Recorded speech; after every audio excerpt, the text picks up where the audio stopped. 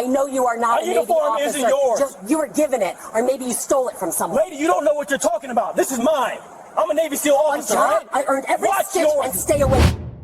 November 11th, 2023. Veterans Day Ceremony, Charleston Harbor.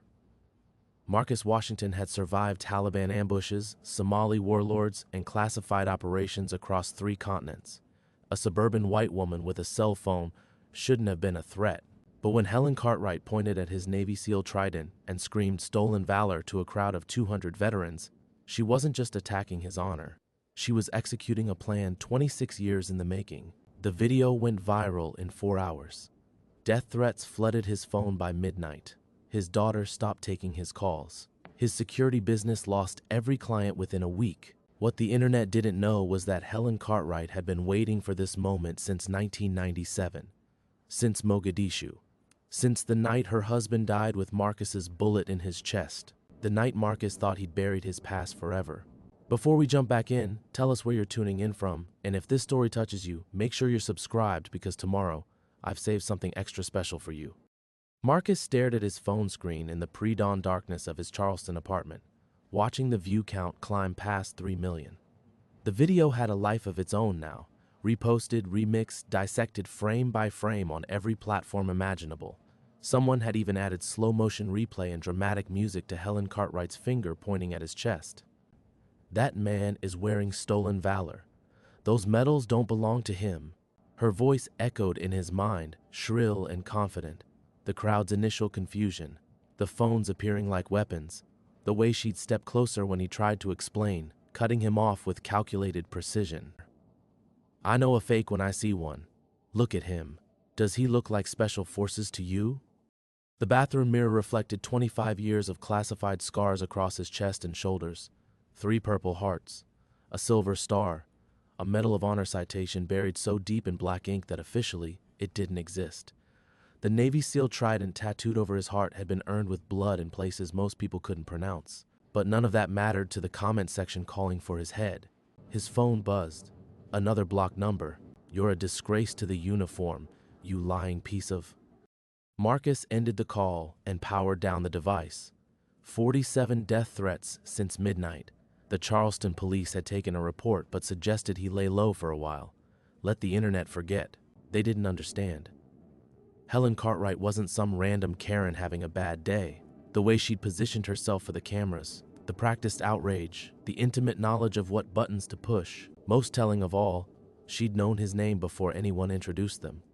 Marcus pulled up the encrypted files on his laptop, the ones the Navy thought he'd destroyed years ago. Operation Sandstorm, Mogadishu, October 15, 1997. Target, Victor Cartwright, arms dealer supplying weapons to warlords destabilizing the region. The photo showed a heavy-set British expatriate with soft hands and dead eyes. Married to an American woman named Helen Morrison Cartwright, no children. The file listed her as potential asset, cooperating witness. But when Marcus's team had breached the compound, Helen Cartwright was gone. Victor died clean, 2 shots center mass just like they'd trained him. Mission accomplished. Except now she was here, 26 years later, systematically destroying everything he'd built. His security firm's website had crashed under a DDoS attack sometime around 2 a.m. The answering service quit via email at dawn. 3 corporate clients had already terminated their contracts effective immediately. Worse than the financial damage was his daughter. Zoe's Instagram showed her defending him in comment wars that grew uglier by the hour. 18 years old, freshman at USC, and now target number 2 in Helen Cartwright's campaign. The doorbell chimed. Marcus checked the security monitor. A courier with a certified envelope. Legal papers. Cartwright versus Washington. $13.8 million in damages for intentional infliction of emotional distress, defamation, and false representation. The filing was 3 inches thick, professionally assembled, clearly prepared months in advance. Page 12 stopped him cold. Plaintiff reserves the right to introduce evidence of defendant's undisclosed military activities, including but not limited to actions taken in Somalia, October 1997, which resulted in the death of British citizen Victor James Cartwright. The laptop screen flickered. Someone was trying to access his encrypted partition remotely.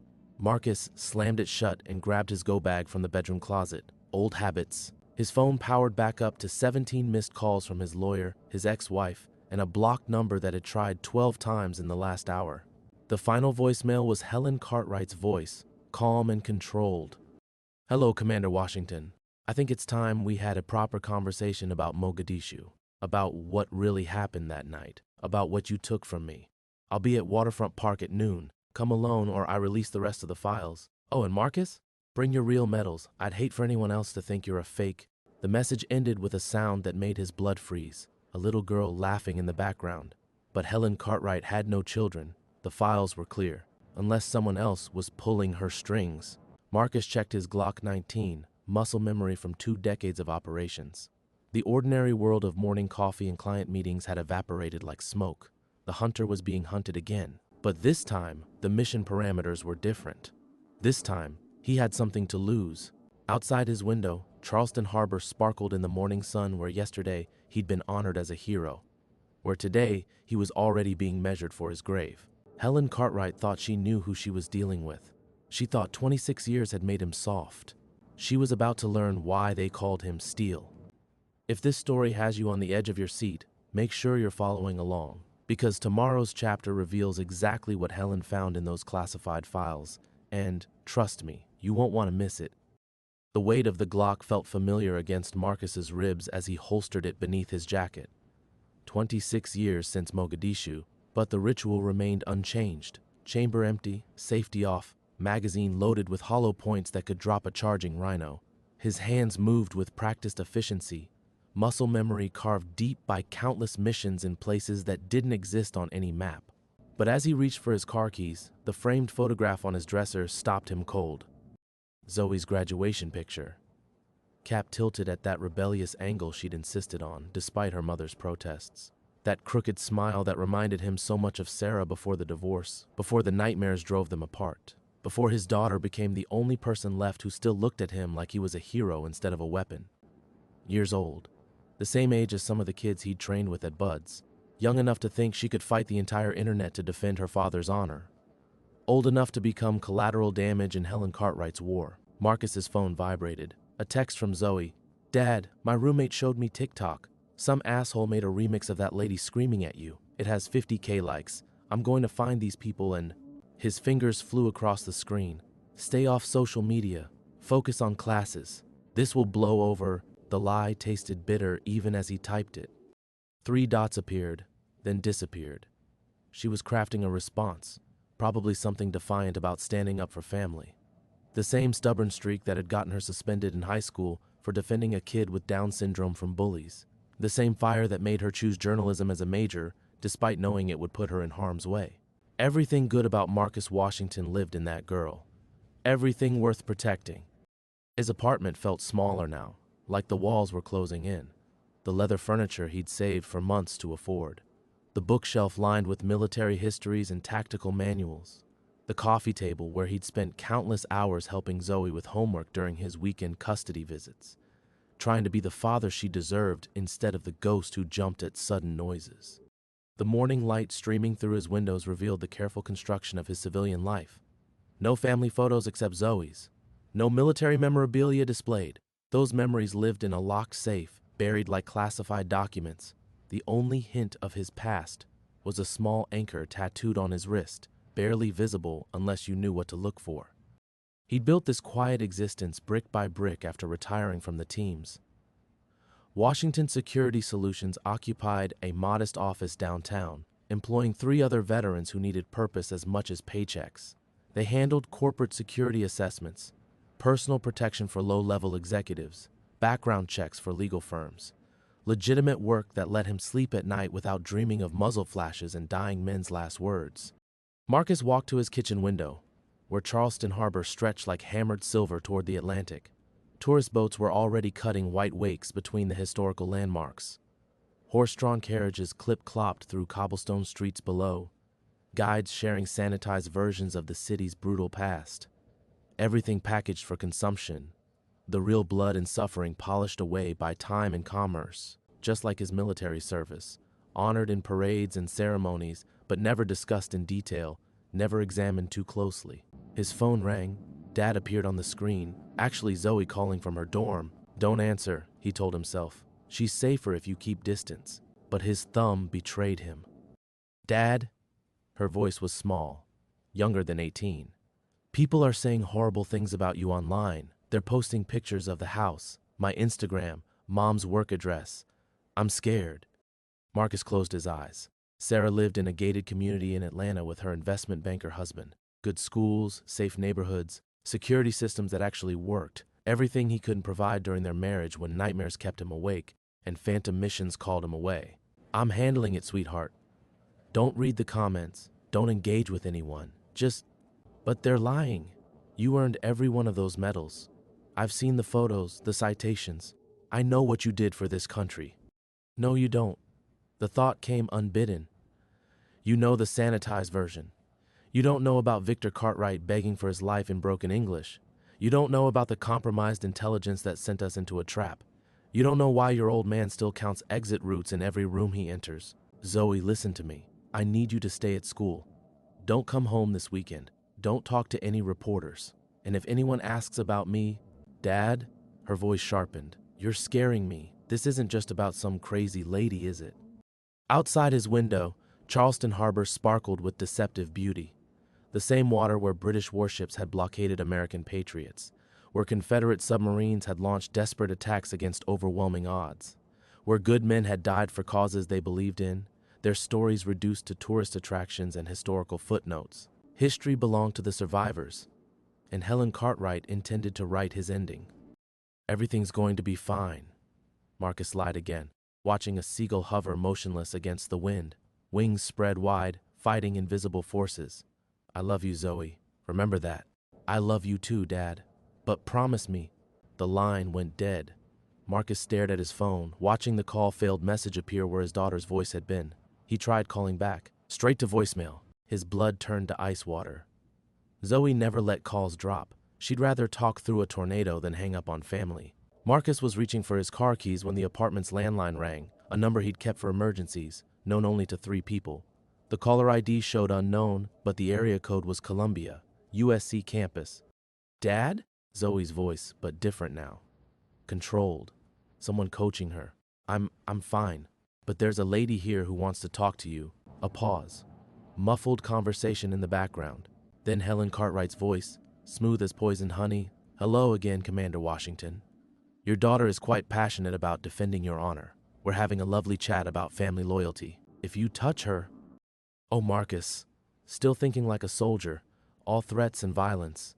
I'm simply ensuring you understand the stakes. Helen's tone carried the same calculated calm from the Veterans Day ceremony. Zoe is safe, as long as you follow instructions. Waterfront Park in 30 minutes. Come alone. No weapons, no backup, no recording devices. How do I know you won't? Because unlike you, I don't kill innocent people. The words hit like a sniper's bullet. Victor Cartwright's file had listed him as a target of opportunity, an arms dealer funding genocide. But intelligence was only as good as its source, and sources lied. Sources had agendas. Sources sometimes painted targets on the wrong backs. The park, Marcus. 30 minutes. Oh, and bring something from your personal collection. Let's say, the knife you used in Mogadishu. I believe you still have it. The line went dead. Marcus stood frozen in his living room, surrounded by the carefully constructed normalcy of his civilian life. The knife Helen referenced wasn't supposed to exist. Officially, it had been destroyed with all other physical evidence from Operation Sandstorm. Unofficially, it lived in his bedroom safe, wrapped in oiled cloth like a dark relic. The Ka-Bar combat knife. 7 inches of blackened steel that had taken Victor Cartwright's life when the shots hadn't been clean enough. When the arms dealer had reached for something, a weapon, an alarm, a photograph of his wife. Marcus would never know which. He'd kept the blade as penance, not trophy. A reminder that every mission left stains that parade ceremonies couldn't wash away. But Helen Cartwright knowing about the knife meant someone had given her information that didn't exist in any file. Someone who'd been in that compound. Someone who'd watched Marcus finish the job when the rules of engagement went sideways. His phone buzzed with a text from an unknown number. A photograph of Zoe sitting in what looked like a campus coffee shop, her laptop open, a woman's manicured hand resting casually on her shoulder. The message read, "Tick-tock, Commander. 28 minutes. Marcus moved with mechanical precision, The same cold efficiency that had carried him through 2 decades of classified operations. Safe opened, knife retrieved, car keys grabbed, the Glock stayed behind. Helen would have counter-surveillance, probably armed backup. This wasn't a tactical situation he could shoot his way out of. As he locked his apartment door, Marcus caught his reflection in the hallway mirror. The man staring back wore civilian clothes but carried himself with military bearing, shoulders squared against invisible weight. Gray touched his temples now, and lines mapped the geography of sleepless nights around his eyes. But underneath the surface changes, the same predator remained. The weapon the Navy had forged in blood and classified darkness. Helen Cartwright thought she was hunting a retired soldier playing security consultant. She thought 26 years of soft living had dulled his edges. She was about to meet Steele Washington, the man who'd earned his nickname not from his last name, but from what remained after everything human had been burned away. Marcus started his truck and pulled into Charleston's morning traffic, navigating toward a confrontation that would determine whether his daughter lived to see her 19th birthday. The past he'd buried was clawing its way to the surface, dragging everything he'd built into the light.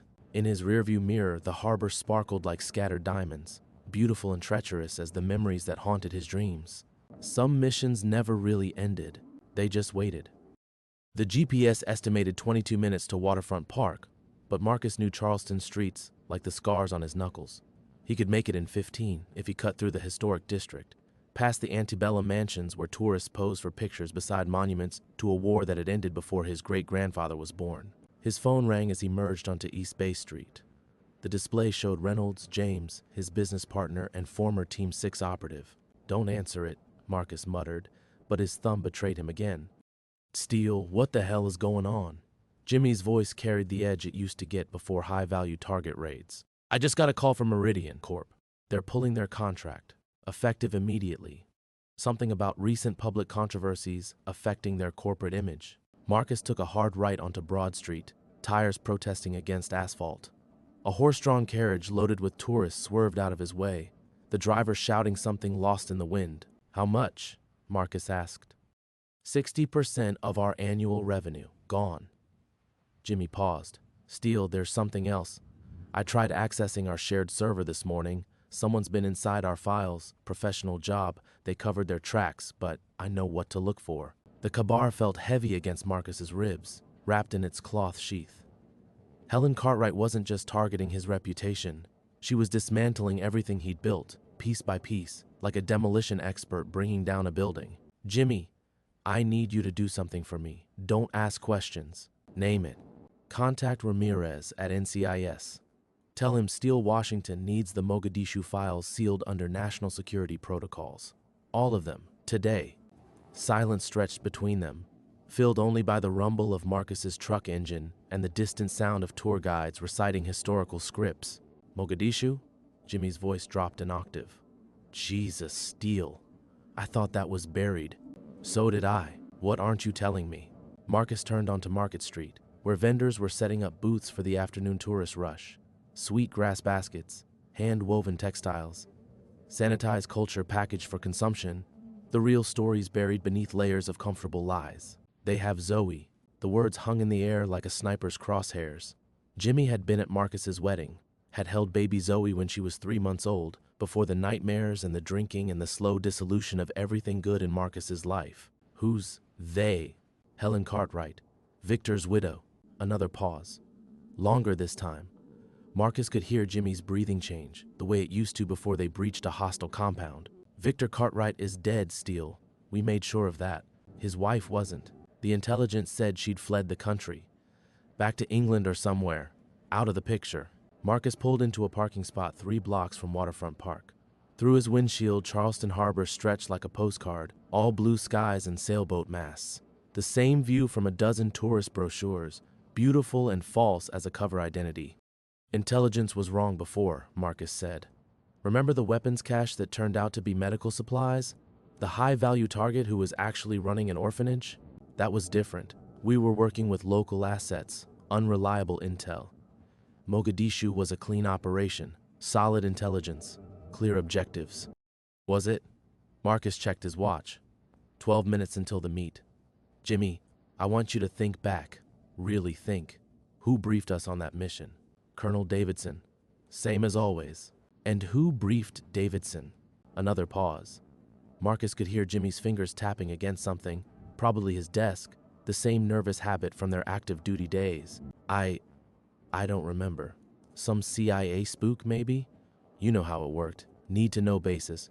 We got the target package, we executed the mission, except someone knew we were coming.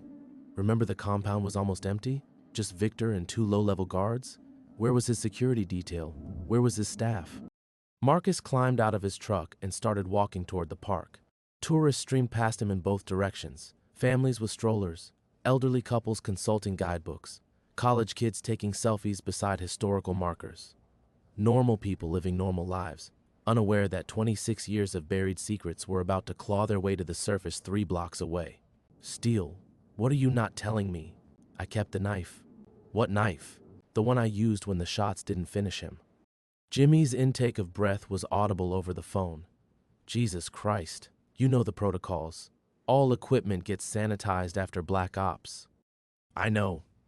Marcus passed a street musician playing saxophone, his case open for donations. A small crowd had gathered, tourists dropping bills and coins while a story of loss and redemption spilled from the brass instrument. But something felt wrong about that mission from the beginning. Too clean, too convenient. And now his widow's in Charleston, targeting you specifically, with information she shouldn't have, with details that weren't in any official report. Marcus reached the edge of Waterfront Park, Spanish moss draped from ancient oak trees like funeral shrouds. Bench seats faced the harbor where Helen Cartwright was waiting, with answers he wasn't sure he wanted to hear. Jimmy, if something happens to me, nothing's going to happen. You're Steele Washington. You've survived worse than one grieving widow. But as Marcus approached the meeting point, scanning for threats with eyes trained by 2 decades of classified operations, he wondered if Jimmy was wrong. Some enemies were more dangerous than bullets. Some truths were more deadly than lies. The bench Helen had chosen faced the harbor, positioned beneath a canopy of Spanish moss that filtered the late morning sun into shifting patterns of light and shadow. She sat with perfect posture, hands folded over a leather portfolio, watching the tourist boats navigate between anchored sailboats. From 50 yards away, she looked like any other well-dressed widow enjoying Charleston's waterfront. But Marcus had learned to read people the way other men read newspapers. The way she tracked movement in her peripheral vision. The careful positioning that gave her clear sightlines in 3 directions. The expensive handbag placed just within reach, heavy enough to carry more than cosmetics and credit cards. Helen Cartwright wasn't just a grieving widow. She was a predator dressed in pearls. Marcus approached from her left flank, the khabar a cold weight against his ribs. 20 feet away, he could see the family resemblance that had nagged at him since the Veterans Day ceremony. The same sharp cheekbones Victor had possessed, the same calculating intelligence behind pale blue eyes. Punctual, Helen said without turning. Admirable in a soldier. Where's my daughter? Safe. For now. She gestured to the space beside her on the bench. Sit. We have 26 years to discuss. Marcus remained standing, every instinct screaming danger. I brought what you asked for. Now release Zoe. Helen finally turned to face him, and Marcus felt his blood freeze. Up close, the resemblance was unmistakable. The same nose, the same stubborn set to her jaw. But it was her eyes that stopped his breath. Victor's eyes, staring at him from beyond the grave. You don't recognize me, do you, Marcus? Her voice carried a trace of accent now, something Eastern European that made his skin crawl. But then, you only saw my face for 3 seconds in that compound. Right before you decided my husband was reaching for a weapon instead of this. She opened the leather portfolio and withdrew a photograph. Faded color, edges worn from handling. A family portrait. Victor Cartwright in civilian clothes, his arm around a pregnant woman who would grow up to become Helen.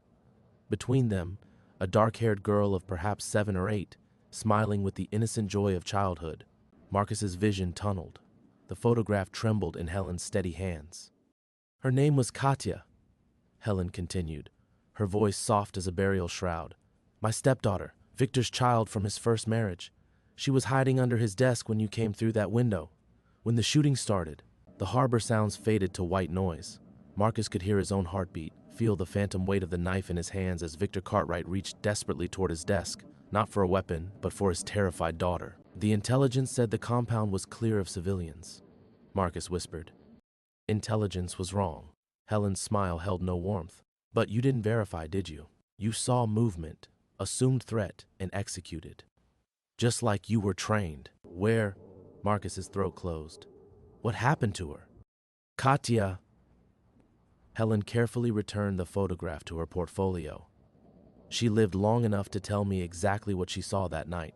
How her stepfather begged you to stop. How he died trying to protect her. How you left her bleeding in that compound while your team sanitized the evidence. The park around them continued its peaceful rhythm. Tourists fed bread to hungry seagulls. Children played on nearby swings. An elderly man dozed on a bench 20 yards away, a newspaper folded across his chest. Normal life, carrying on while Marcus's world disintegrated. I want to see my daughter, he said. Of course you do. Zoe is 18 now, the same age Katya would have been. Helen stood, smoothing her skirt with methodical precision. Tell me, Marcus, do you love your daughter more than my own life? Then you understand. Her pale eyes held depths of hatred that made Marcus step backward involuntarily. You understand what it feels like to watch everything precious to you die because someone else decided your family was expendable. Helen. My name is Katerina Volkov, Katya's older sister. I married Victor because I loved him, but I came to Charleston for her. She stepped closer, invading his personal space with the confidence of someone holding all the cards. I've spent 26 years building this moment, learning your language, studying your culture, becoming American enough to destroy you from the inside. The knife felt like lead against Marcus's ribs. What do you want? Justice. The kind your government promises but never delivers. Katerina's smile was sharp enough to cut glass. I want the world to know that America's heroes are really just killers with better press agents. I want your daughter to understand what you really are. She's innocent. So was Katya. A seagull cried overhead, its harsh voice echoing off the water. Marcus realized he was trapped, not by superior firepower or tactical position, but by the weight of his own conscience. Everything Katerina said was true. He had killed her stepfather. He had left a child to die in that compound. The mission that haunts his dreams was never completed because it should never have begun. The knife, Marcus. He looked into her eyes and saw his own damnation reflected back at him. Marcus reached inside his jacket, fingers closing around the wrapped blade that had haunted his dreams for 26 years. The oiled cloth fell away as he withdrew the kabar, its blackened steel drinking in the filtered sunlight beneath the Spanish moss. Take it, he said, extending the knife handle first toward Katerina. Take it and tell me where Zoe is. But Katerina stepped backward, her composed mask slipping for the first time since he'd arrived. You think this is about the knife? You said. I said bring it. I never said I wanted it. Her voice cracked, just slightly, like ice under pressure. Do you know what that blade represents to me, Marcus? He kept the knife extended between them, confusion warring with 20 years of tactical training. Your stepfather's death. Wrong. Katerina's laugh was bitter as Charleston's winter wind. It represents the moment I realized everything I'd believed about my sister's death was a lie. The words hit Marcus like a flashbang grenade, sudden, disorienting, leaving him blind to everything except the terrible possibility that he'd been wrong about more than just the compound's occupants. Katya didn't die in Mogadishu, Katerina continued, her carefully constructed American accent dissolving into something raw, more honest. She died 3 months later in a refugee camp in Kenya. Pneumonia, because the trauma from that night destroyed her immune system, because she couldn't sleep without screaming, because watching you murder her father broke something inside her that doctors couldn't fix. Marcus lowered the knife. Around them, the peaceful sounds of the waterfront park continued. Tourists laughing, seagulls crying, water lapping against the seawall, but he felt like he was standing in a vacuum, all sound and sensation reduced to Katerina's voice and the weight of revelation. But that's not why I'm here, she said. That's not why I've spent 26 years becoming Helen Cartwright, Charleston widow, pillar of the community. Then why? Katerina opened her leather portfolio again, but this time she withdrew a single sheet of paper. Official letterhead, CIA classification stamps, a mission briefing that Marcus recognized even though he'd never seen it before. Because Victor Cartwright wasn't an arms dealer, she said. He was a CIA asset, your own government's man in Somalia. And someone in Langley ordered his assassination to cover up a weapons trafficking operation that went too deep to expose. The paper fluttered in Marcus's hands as he read words that rewrote everything he thought he knew about Operation Sandstorm. Victor's name appeared not as a target, but as an informant. A family man who'd been feeding intelligence to the agency about actual arms dealers, men whose names Marcus recognized from subsequent missions, targets they'd never quite managed to locate. "You killed a good man on the orders of the very criminals he was trying to stop," Katerina said. "And they let you carry that guilt for 26 years rather than admit they'd sacrificed their own asset to protect a multi-million-dollar black operation." Marcus's vision blurred. Every nightmare, every sleepless night, every time he'd questioned the mission's too convenient intelligence, it had all been justified. His instincts had been screaming the truth, but he'd ignored them in favor of following orders. "Who?" The word came out as a whisper. "Who gave the kill order?" Colonel Davidson signed off on it. But the order came from higher up the chain. Someone who's now sitting in an office in Washington, collecting a pension funded by the same taxpayers whose sons and daughters they sent to murder innocent people. The kabar slipped from Marcus's fingers, clattering onto the park's brick walkway. He'd carried that blade as penance for taking an innocent man's life, never knowing that his guilt was exactly what someone wanted him to feel, that his silence was the prize they'd been after. "Your daughter is safe," Katerina said, her voice gentler now. "She's having coffee with a friend on campus.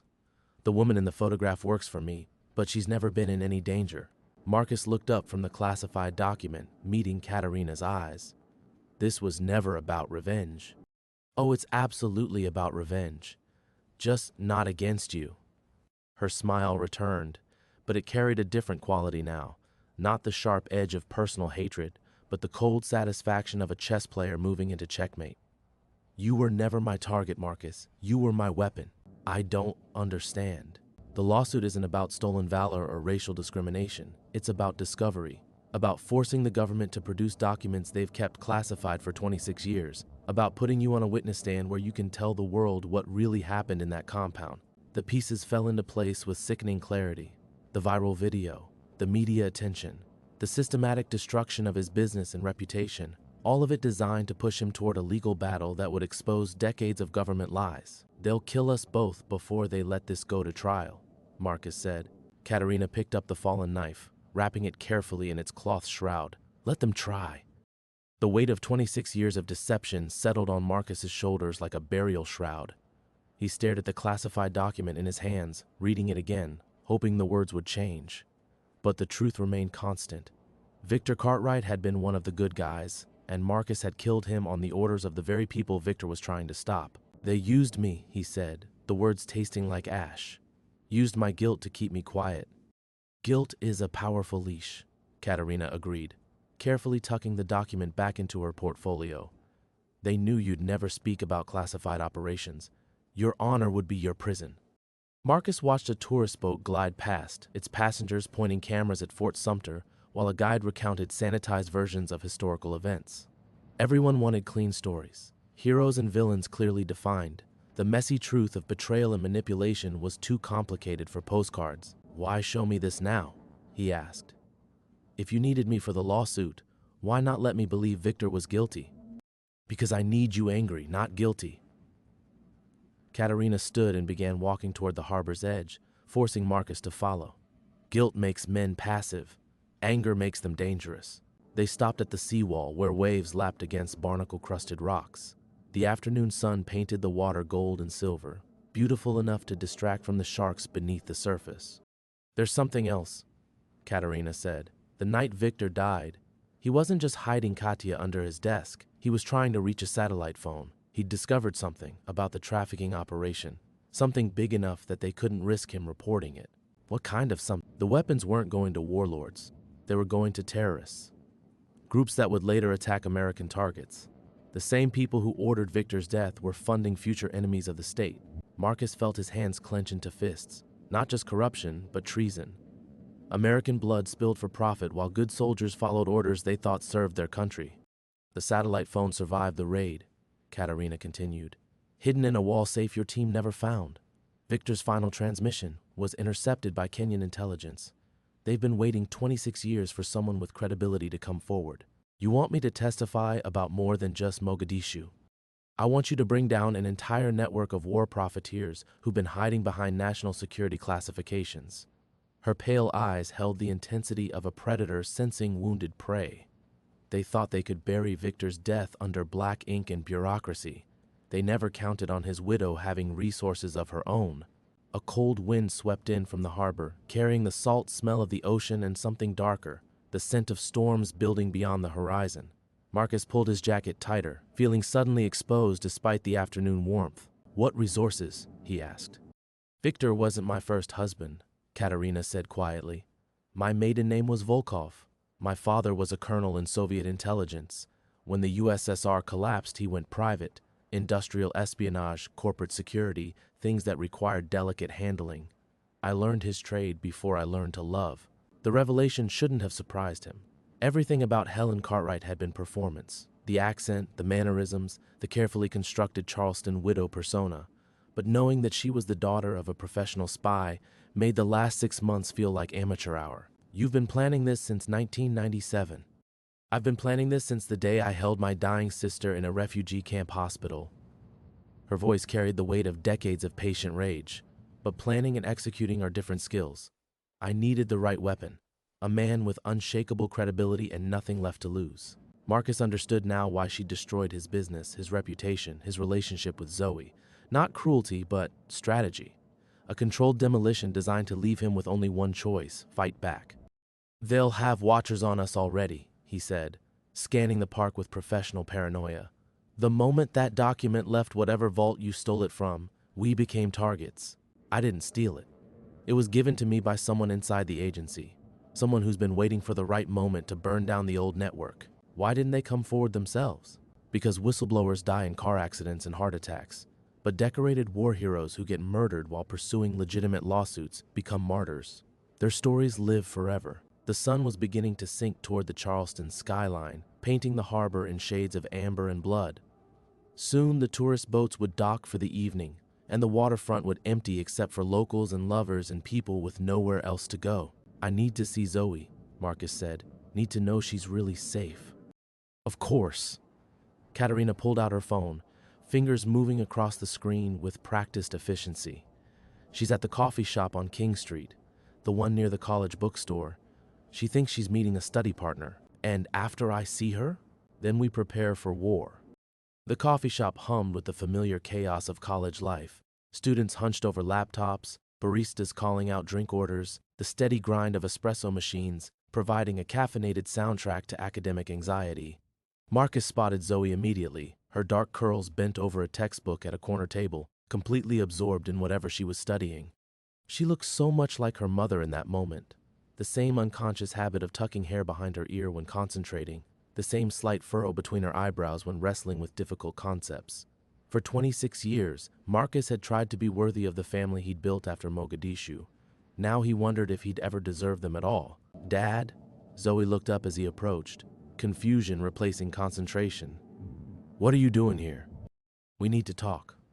He glanced around the crowded shop, noting exit routes and potential threats with ingrained paranoia. "Somewhere private." "Is everything okay? You look—" She studied his face with the sharp perception that had always made her dangerous to lie to. "You look like someone died." Someone had died. Several someones, actually, but not in the way she meant. "Come on," he said, helping her gather her books. "I'll explain outside." They walked in silence to White Point Gardens, the same park where Marcus had confronted the truth about Victor Cartwright just hours earlier.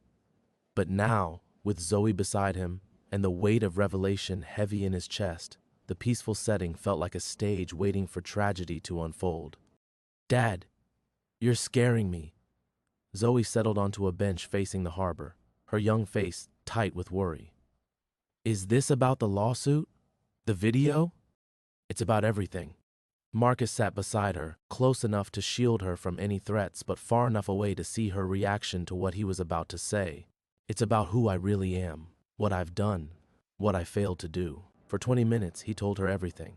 Operation Sandstorm, Victor Cartwright, the child hiding under the desk, Katerina's 26-year quest for justice, the classified documents that proved his guilt was manufactured, his silence purchased with shame. Zoe listened without interruption, her expression cycling through disbelief, horror, anger, and something that looked dangerously like disappointment. When he finished, she stared out at the harbor for a long time, watching seabirds dive for fish in water that reflected the dying light. "So the woman who humiliated you at the ceremony," she said finally. "She's the sister of the girl the girl who died because of what you did." "Yes, and you've known all along that you killed an innocent man," I suspected. "But yes, and you never told anyone. Not Mom, not me, not the authorities." Marcus felt something breaking inside his chest, not his heart, but something deeper. The careful construction of honor and duty he'd built his post-war life around, crumbling under the weight of his daughter's quiet judgment. "I was ordered not to discuss classified operations," he said. "It was my duty." Bullshit. The word cracked like a whip, sharp enough to make an elderly couple walking nearby turn and stare. "Your duty was to the truth, to that little girl, to us, Zoe." "No." She stood abruptly, her textbooks tumbling from her lap onto the park's brick walkway. "You don't get to hide behind duty anymore, Dad. You made a choice. You chose your reputation over justice. You chose your comfort over that family's right to know what really happened." Every word hit Marcus like a physical blow, accurate and devastating. But worse than her anger was the look in her eyes.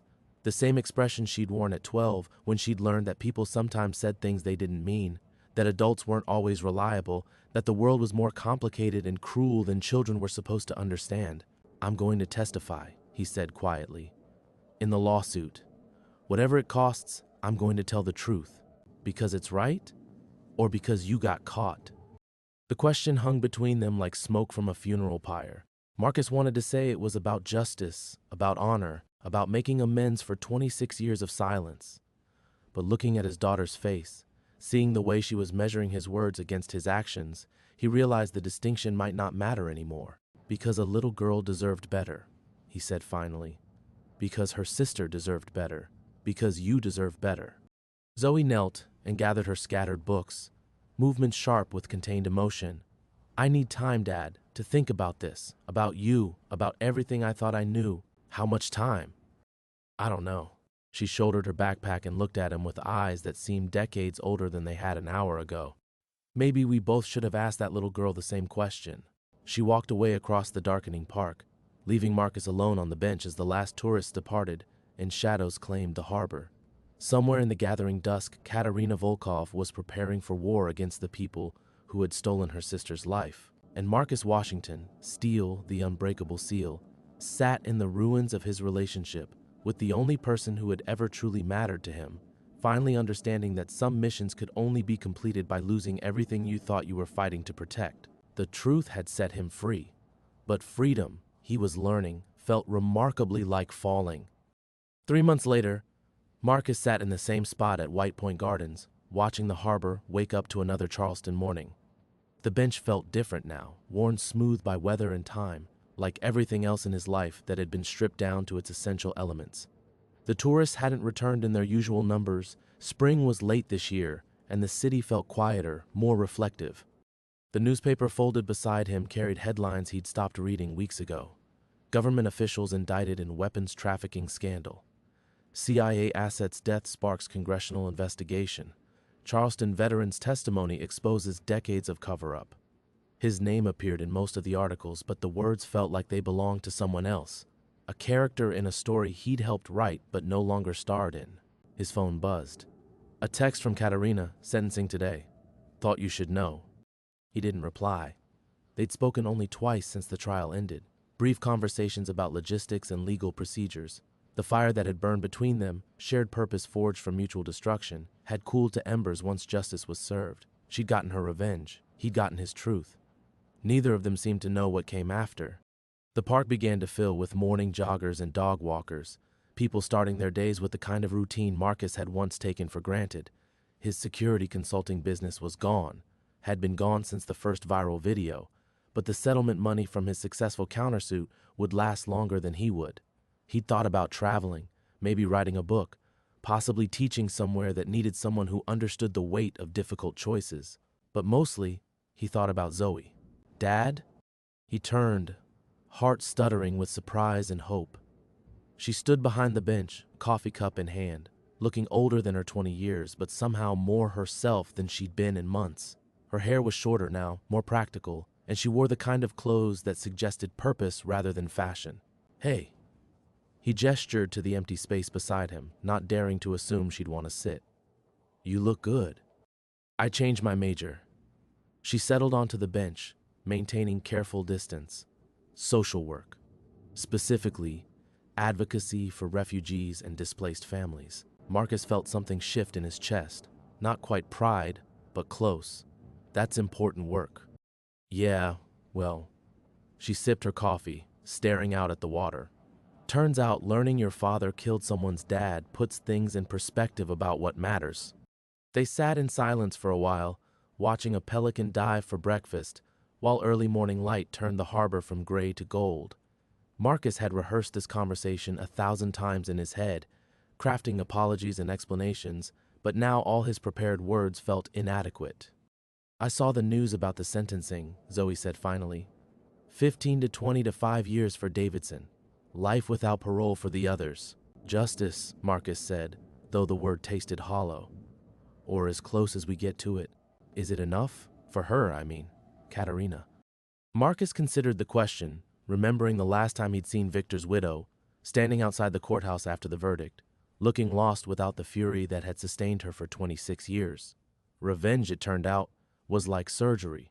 It removed the disease but left scars and empty spaces that never quite healed. "I don't think enough exists for something like that," he said. "But it's what there was to get." Zoe nodded, understanding more about loss and disappointment than any 20-year-old should. "I've been angry at you for 3 months. You had the right." "Did I?" She turned to face him, and Marcus saw his own eyes looking back, the same hazel that turned green in sunlight, the same stubborn intelligence that refused easy answers. "Because the more I thought about it, the more I realized anger was just easier than understanding." Marcus felt his throat tighten. "Zoe, you were 28 when it happened, younger than I am now, following orders in a war that didn't make sense, in a place where good and evil weren't color-coded." Her voice carried the weight of months of consideration, of a young woman wrestling with the complexity of moral judgment. "You made the best choice you could with the information you had, and when you learned better, you did better. I could have done better sooner." "Yeah, you could have. But so could a lot of people. The difference is, you finally did." A tugboat chugged past, pulling a barge loaded with containers whose contents would remain forever mysterious. Marcus thought about secrets and their weight, about the difference between shame and responsibility, about the way truth could destroy and heal simultaneously. "I'm proud of you," he said quietly, "for your major, for giving me time to figure out who I am without the uniform, for being better than me." Zoe leaned against his shoulder, tentative at first, then with the trust that comes from choosing to love someone despite their flaws. "We're going to be okay, Dad. Different, but okay." Marcus wrapped his arm around his daughter and watched the Charleston harbor reflect the morning sun, feeling something he hadn't experienced since Mogadishu peace. Not the absence of conflict, but its resolution. The knowledge that some stories end not with victory or defeat, but with understanding. The truth had cost him everything he thought he valued. But sitting here with Zoe, watching the world continue its ancient business of rising and falling and rising again, Marcus understood that some prices were worth paying,